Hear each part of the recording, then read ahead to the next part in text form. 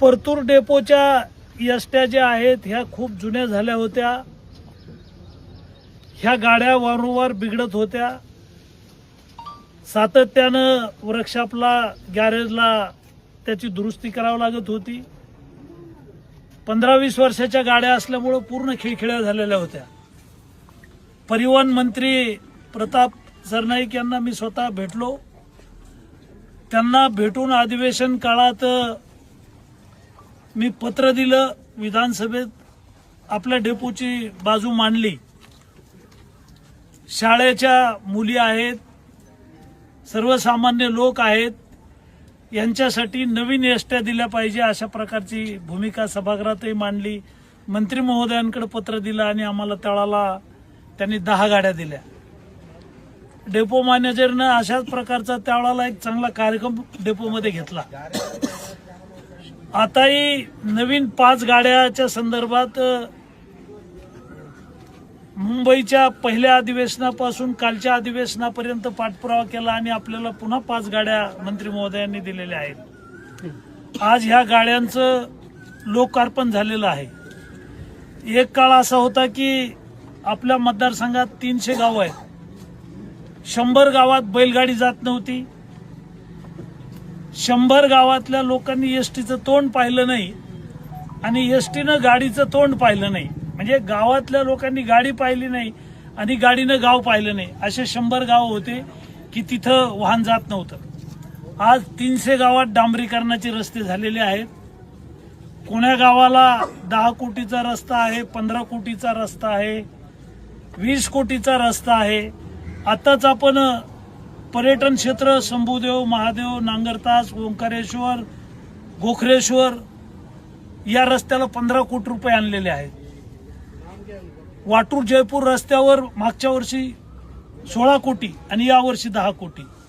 म्हणजे आता एकही गाव नाहीये की त्या गावाला रस्ता नाही. आता एसटी महामंडळाला हे काही साहेब सांगायचं काम नाही की तुमच्या गावाला डांबरीकरणाचा रस्ता नाही आणि तुम्ही आता बांधकाम विभागाचं प्रमाणपत्र आणा. सगळ्या 300 गावाला डांबरीकरणाचा रस्ता असणारा आमचा हा पहिला मतदारसंघ आहे मराठवाड्यातला की सगळीकडे रस्ते आहेत. आमचे सभापती आहेत, उपसभापती आहेत, यांना सूचना देतो की तुम्ही तातडीनं यांना कागदावर एक प्रमाणपत्र लागेल सार्वजनिक बांधकामचं, जिल्हा परिषदचं पत्र लागेल की इथं गाडी जाण्यासारखा रस्ता आहे. ते एक प्रोसिजर आहे. पण मी तुम्हाला खात्रीने सांगतो की 300 गावात आता डांबरीकरणाचे रस्ते, काही गावात सिमेंट कॉन्क्रीटचे मोठे रोड गावाला जायला केलेले आहेत. त्याच्यामुळं अधिकाधिक गाड्या तुम्हाला तुमच्या कार्यक्षेत्रात सोडाव्या लागतील. कारण आता रस्ते टकाटक आहेत, चांगले आहेत. डेपो मॅनेजर आल्यापासून त्यांनी इथं खूप प्रगती केली, झाडं लावले, वर्षातून एकदा दोनदा आम्हालाही बोलतात.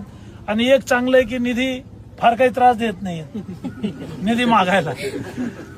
तर मी त्यांच्या कामाचं कौतुक याच्यासाठी केलं की माझ्या शिफारशीनं त्या इथं आलेल्या आहेत. त्यांची काही अद्यापपर्यंत माझ्याकडे कोणाची तक्रार नाहीये. फक्त सूचना एकच आपल्याला दोघांना आहे की जिथं जिथं आम्ही 15 कोटी, 10 कोटी, 20 कोटी खर्च करून रस्ते केलेत, 5 कोटी रुपये खर्च करून रस्ते केलेत आणि गावं आणि लोक, गरीब लोक तुमची एसटीची वाट पाहत आहेत. एसटीचं ब्रीद वाक्य आहे, बहुजन हिताय बहुजन सुखाय. म्हणजे एसटी महामंडळ हे काही पैसे कमवायसाठी नाही, तुमच्या कार्यक्षेत्रात एकूण एक गावाला सेवा द्यायची. एकीकडं पोलीस, आरटीओ खाजगी वाहनं चालू देत नाहीत. तरुण पोरांनी बँकेतून कर्ज घेऊन वाहनं घेतलेत, त्यांची वाहनं पोलीस बंद करतात, आरटीओ बंद करतात. आणि दुसरीकडे एसटी महामंडळ फायद्यात कसं येईल, नफ्यात कसं येईल, अधिक पैसा कसा मिळेल. आपलं ब्रीद वाक्य विसरायला नको, बहुजन हिताय बहुजन सुखाय. म्हणजे मी ते एसटीत बसल्यावर वाचायचो, मला आज आठवण झाली. तर ते वाक्य आपलं आहे. जनसेवेसाठी एसटी महामंडळ आहे, जनतेसाठी. जिथं जिथं डांबरीकरणाचे पक्के रस्ते झालेले आहेत तिथं गाड्या सोडल्या पाहिजे. अशा प्रकारची आपल्याला सगळ्यांना आता माझी विनंती, वाजा सूचना आहे. आणि आपल्या डेपोचं काम चांगलं आहे, जिल्ह्यावरही डीसींचं काम चांगलं आहे.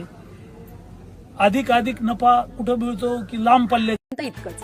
अशा आणखी महत्त्वाच्या बातम्या पाहण्यासाठी आमच्यासोबत जोडलेले रहा. आमचा व्हिडिओ लाईक, शेअर आणि चॅनल सबस्क्राईब करायला विसरू नका. धन्यवाद.